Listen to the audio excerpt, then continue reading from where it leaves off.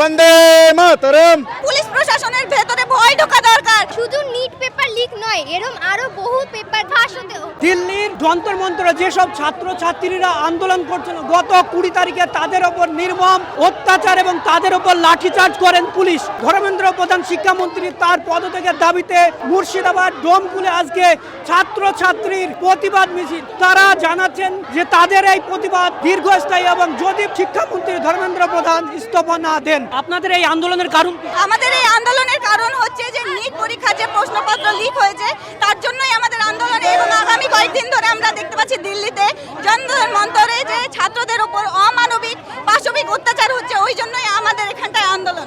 আমি ওটাই বলতে চাইছি যে পুলিশ প্রশাসনের ভেতরে ভয় ঢোকা দরকার, যে ছাত্র ঐক্যবদ্ধ এবং ছাত্রদের সেই জোশটা আছে। শুধু নিট পেপার লিক নয়, এরকম আরো বহু পেপার যেমন ইউজিসি নেট থেকে শুরু করে রেলের এক্সামের যেই প্রশ্নপত্রগুলো হয় সেরকম প্রচুর প্রশ্নপত্র অলরেডি লিক হয়ে গেছে।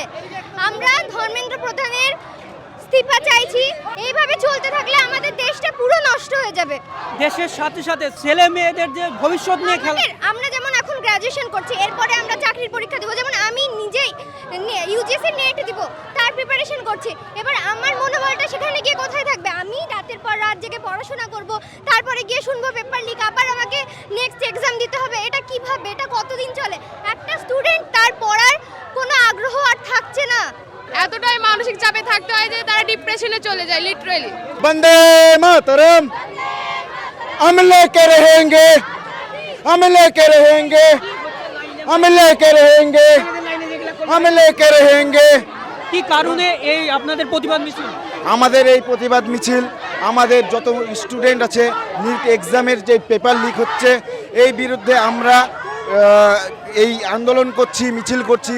আমাদের দিল্লিতে যন্তর মন্তর, ওখানেও আমাদের প্রচুর নজওয়ান ছেলেগুলো আছে, তারাও করছে, আমরাও এদিকে করছি।